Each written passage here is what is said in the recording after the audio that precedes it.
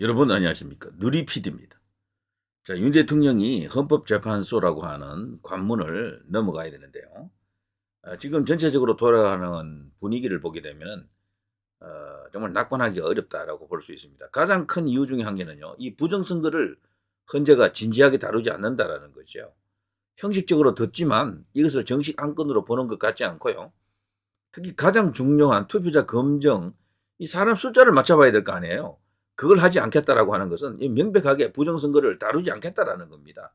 그런데 윤 대통령 입장에서는 이걸 다루지 않으면 여기서 이길 방법이 없어요. 주요한 정언자들이 전부 대통령에게 우호적이지 않습니다. 대부분. 특히 군 관계자들 말이죠.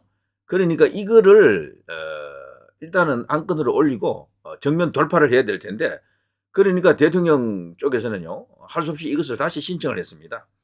투표자 검증은 반드시 필요하다. 부정선거 이슈 없이는 헌법재판소에서 승리를 장담하기 어렵다. 뭐 이런 어떤 이야기가 되겠죠. 자, 그렇지만 이 부정선거에 대해서 우리 사회 곳곳에서 특히 국가기관 안에서 이걸 음모론, 일종의 음모론으로 보는 그런 어떤 시각이 만만치 않습니다. 그래서 국민의힘 의원들도 함부로 이렇게 나서지 못하고 있는데요. 연루되었거나 겁나거나 뭐 그런 상황입니다. 그리고 음모론자가 되는 걸 극도로 꺼리는 분위기가 있죠. 자, 이런 속에서 대통령이 힘겨운 싸움을 할 수밖에 없습니다. 어쨌거나 외적인 조건은 지금 많이 좋아졌어요. 지지율도 많이 올라왔고 2030들이 지금 일어서고 있습니다. 뭐 등등등 해서 여러 가지 이유로 분위기는 좋아지고 있는데 그런데 가장 중요한 헌법재판소는 상황이 나아졌다라고 보기 어렵습니다. 그래서 지금 헌법재판관들의 문제를 대대적으로 부각시켜가지고 하나하나 각계 이제 공격할 수밖에 없습니다. 그 중에 서너 명은 분명히 재척 사유가 있거든요. 기피 대상 혹은 회피 대상입니다. 스스로들 회피 해야 됩니다. 이 재판은 맞지 않겠습니다 하고 내려와야 될 인간들인데 거기 떡하니 지금 버티고 지금 대통령에게 뭔가를 심판하겠다 이런 상황이죠. 자, 그런데 헌법재판소 이대로 허용할 수가 없습니다. 부정선거를 다루지 않는 헌재는 대통령에게 아무런 의미가 없다라고 보여지고요. 지금 이런 게 있었죠. 이 시각 헌법재판소 윤 대통령, 이진우, 여인영, 홍장훈 대면했다 이렇게 되어 있는데요. 지금 헌재가 관심을 갖는 것은 뭔가 하면요. 부정선거 같은 그런 게 아니고 이 당시 계엄을 선포했을 때 그 과정이 있잖아요. 누가 뭐라고 했다더라. 그걸 지금 확인하는 과정에 집중해 있습니다. 이거는 절대적으로 대통령에게 불리한 요소들입니다.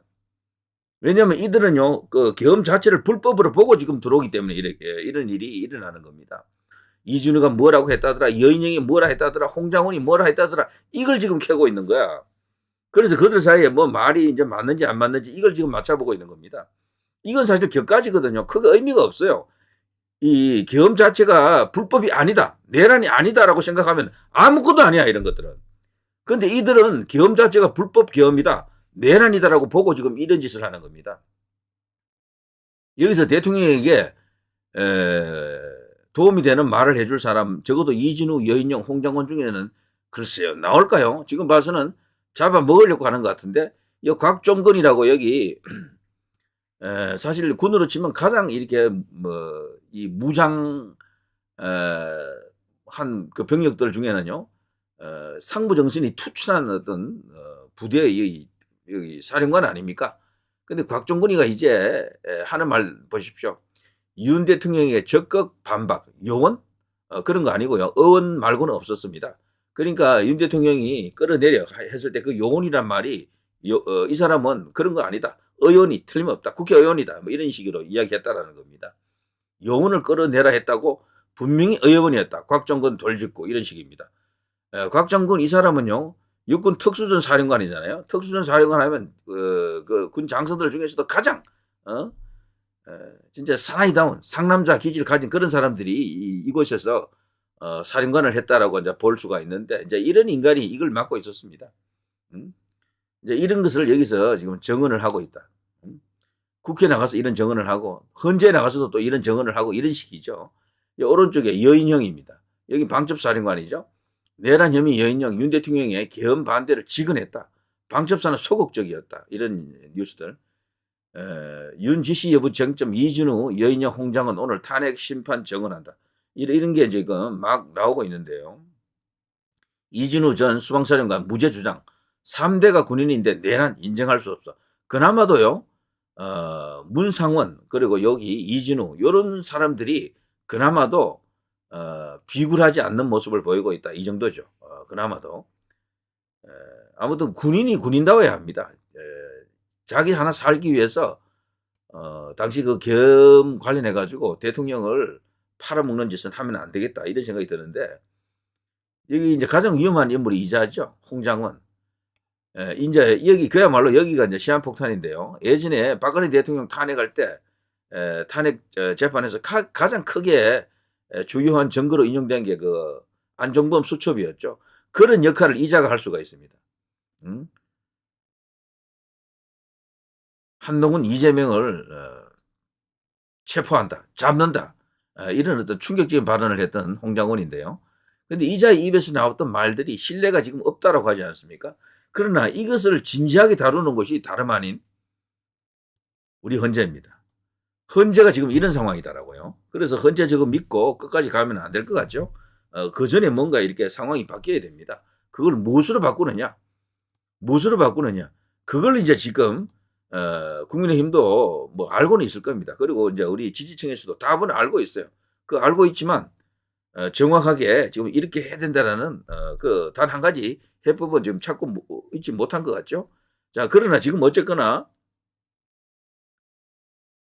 여론밖에 없습니다. 믿을 것은 여론밖에 없습니다. 가령 뭐 트럼프가 대통령 같은 사람이 미국에서 뭐 압도적으로 뭔가 이렇게 해결해 주기 위해서 나타나면 몰라도 그런 상황은 사실 기대하기가 그리 쉽지 않고요.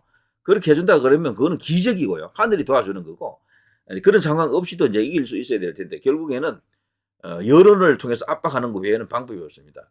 지금 보시면 알겠습니다만 헌법재판소도 여론에 의해 가지고 압박당하니까 주춤한다는 걸 알 수가 있는 거죠. 그 이번에 이제 40여 개에 대한 그 심판을 연기를 했잖아요.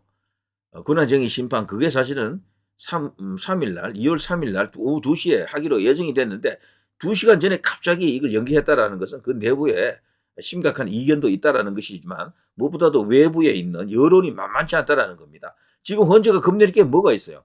대통령을 겁내겠습니까? 국민의힘을 겁내겠습니까? 검찰을 겁내겠습니까? 누구를 겁내겠어요? 아무도 겁 안 내. 오직 겁내는 건 여론밖에 없어요. 지금 헌재 입장에서 딱 보니까 박근혜 대통령 때하고 다른 거는 다 똑같은데 여론만 다른 거야. 여론만. 그러니까 지금 딴 거 없습니다. 대통령 지지율이 지금 50% 가까이 올라와 있잖아요. 이걸 계속 유지를 해야 됩니다. 더 올라가면 더 좋겠죠. 그리고 탄핵 반대, 탄핵 찬성 그 지지율도 말이죠. 역전을 시켜야 됩니다. 대통령 지지율은 많이 올라왔는데 그 여론조사는 기이하게도 탄핵 인용이 더 높습니다. 한 60 가까이 돼 있고 탄핵 반대 한 기각하라 뭐 이런 것들은 한 40 정도 되죠. 이걸 반대로 나올 수 있도록 해야 되겠죠. 자, 물론 그 여론조사가 정확하다, 정직하다. 뭐 그렇게 보기는 어렵지만 어쨌거나 수치를 드러내야 됩니다. 헌법재판관들을 보고 이거 가짜 뉴스니까 가짜 여론 조작이니까 뭐 어쩌고 저쩌고 말해도 소용없습니다. 무조건 결과로서 그걸 뽑아줘야 된다는 거지. 최근에 나온 중요한 여론조사들 많았습니다.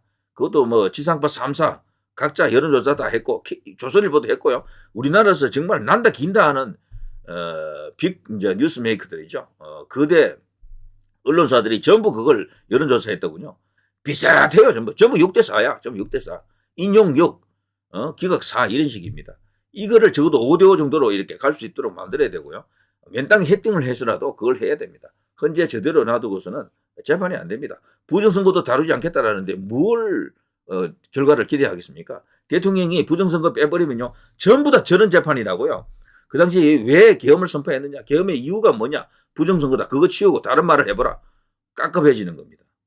아무리 민주당이 날뛰고 뭐 그냥 무정부 상태로 만들고 했지만 그것은 정쟁으로 보거든요. 그 사람들이. 정쟁을 계엄으로 푸나 이렇게 나온다고요. 때문에 그걸로는 힘들어요. 무조건 부정선거 이슈를 받아들이도록 채택되도록 그런 식으로 압박을 넣어야 된다. 압박의 최고 강도는 지지율을 갖고 밀어붙이는 거죠. 여기서 이제 중요한 것은 주요한 언론사들이 조금 나서줘야 되는데 지금 그래도 이걸 할 수 있는 데는 조선일보를 중심으로 한 이런 언론사들입니다. 여기서 조금 이렇게 도와줘야 됩니다. 약간은 했어요. 그동안. 때문에 이번에 헌법재판소가 주춤한 겁니다. 그런 언론마저도 없었다 그러면 그냥 이번에 3일 2시에 그냥 인용했을 겁니다. 그래서 저기 마흔역을 헌법재판관으로 그냥 셀프 임명을 했을 거예요. 그냥 최상무기가 뭐 임명하든 안 하든 그게 또 문제가 되잖아요. 그러면 또다시 그게 위헌 청구가 되겠지. 위헌 심사의 대상이 되겠죠. 그러면 자기들 일이야. 그럼 자기들의 셀프 또 그게 문제 없다고 또 인정해버린다니까요. 그러면은 이런 것들이 논란은 커지지만 어쨌거나 그 과정에서 지들이 할 수 있는 것은 하는 겁니다. 때문에 이대로 끌려가면은 좋은 결과가 기다리기 어렵다. 그 전에 이 대통령이 이길 수 있는 여러 가지 조건을 만들어야 되는데 어쨌거나 지금은 계속해서 압박을 넣는 수밖에 없다. 헌법재판관들의 문제를 계속해서 거론해야 돼요. 이게 가장 중요합니다. 헌법재판관들의 문제. 그리고 깊이 해야 될 이유를 계속해서 국민들에게 알려주고 그리고 그들 스스로 회피하도록 최소한 3명은 회피시켜야 됩니다. 4명 다 문제가 있어요, 사실은. 그리고 40여기가 된다 그러면 5명 다 문제가 있는 거지. 이들을 전부 끄집어 내려야 됩니다. 그리고 이제 그렇게 되면 헌재가 무력화되겠죠. 그러면 재판이 자연스럽게 늘어지고 연장되고 연기되고 뭐 이러면서 대통령이 살아나는 겁니다. 지금 시간과의 싸움입니다. 자, 이 정도 하겠습니다. 누리 PD 김준혜였습니다.